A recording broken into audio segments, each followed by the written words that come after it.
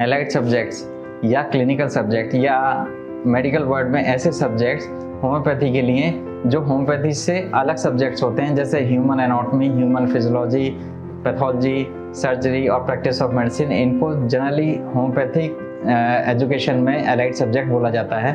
तो इन allied subjects के बारे में हमारे जो स्टूडेंट्स हैं उनको हमेशा एक फियर रहता है। उसकी फियर की एक ये भी वजह हो सकती है कि जो हमारे इंस्टीट्यूट्स हैं वो इन सब्जेक्ट्स पे पूरी तरह ध्यान नहीं देते हैं।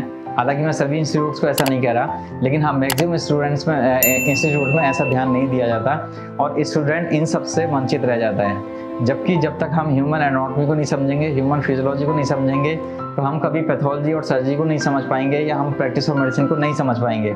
अगर हम इनमें से कोई भी सब्जेक्ट मिस कर जाते हैं तो हम प्रॉपर डायग्नोसिस नहीं बना सकते, हम प्रॉपर प्रोग्नोसिस के बारे में नहीं जान सकते और हम कभी भी होम्योपैथी को साइंस से कनेक्ट नहीं कर सकते हैं, क्योंकि हमें जो भी डाटा देना है वो साइंटिफिक डाटा देना है और ये बताना है कि ह्यूमन बॉडी में ऐसा होता था और हमारी मेडिसिन ने ऐसा किया।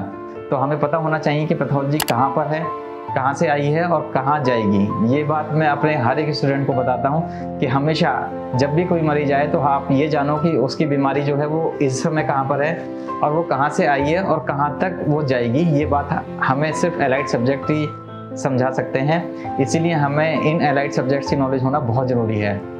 मैं डॉक्टर दीपक शर्मा अपनी पूरी फैकल्टी के साथ ये पूरी कोशिश करूंगा कि आपको इन एलाइड सब्जेक्ट्स के बारे में भरपूर जानकारी हो और पूरी तरह से कंप्लीट नॉलेज मिले। तो अगर आपको भी हमारी तरफ से कोई भी नॉलेज चाहिए तो हमें इसी वीडियो के कमेंट बॉक्स में लिख सकते हैं या हमें फ़ोन कर सकते हैं या हमें ईमेल कर सकते हैं।